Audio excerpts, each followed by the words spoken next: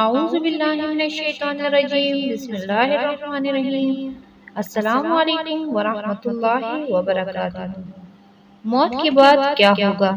حضرت ابو ہریرہ رضی اللہ عنہ کہتے ہیں کہ حضور صلی اللہ علیہ وآلہ وسلم نے فرمایا، جب میت دفن کی جاتی ہے تو اس کے پاس دو سیاہ گہری آنکھوں والے فرشتے آتے ہیں۔ ان میں سے ایک کا نام منکر اور دوسرے کا نام نکیر ہے۔ دونوں اس سے پوچھتے ہیں، تم اس شخص یعنی محمد صلی اللہ علیہ وآلہ وسلم کے بارے میں کیا کہتے ہو؟ وہ کہے گا، جو دنیا میں کہا کرتا تھا، یعنی محمد صلی اللہ علیہ وآلہ وسلم اللہ کے بندے اور اس کے رسول ہیں۔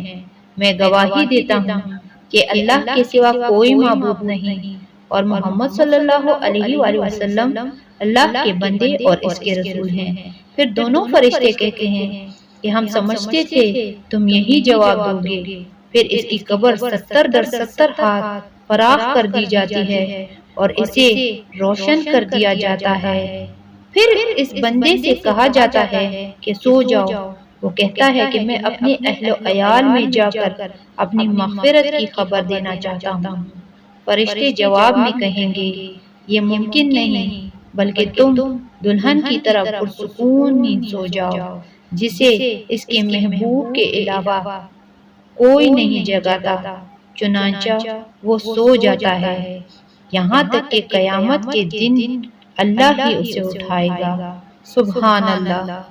اگر مرنے والا منافق ہو تو وہ فرشتوں کے سوال کے جواب میں کہتا ہے کہ محمد صلی اللہ علیہ وآلہ وسلم کے بارے میں بھی وہی کچھ کہتا ہوں جو لوگوں کو کہے سنا تھا، اس کے علاوہ میں کچھ نہیں جانتا۔ پھر دونوں فرشتے کہتے ہیں کہ ہمیں معلوم تھا کہ تم یہی جواب دو گے۔ پھر زمین کو حکم دیا جاتا ہے کہ تنگ ہو جا، چنانچہ قبر اتنی تنگ ہو جاتی ہے کہ اس کی پسلیاں ایک دوسرے میں گھس جاتی ہیں۔ استغفر اللہ۔ منافق اپنی قبر میں قیامت تک اسی عذاب میں مبتلا رہتا ہے۔ اللہ ہم سب پر اپنے رحم کرے اور ہمیں عذاب قبر سے اپنی حفظ و امان میں رکھے۔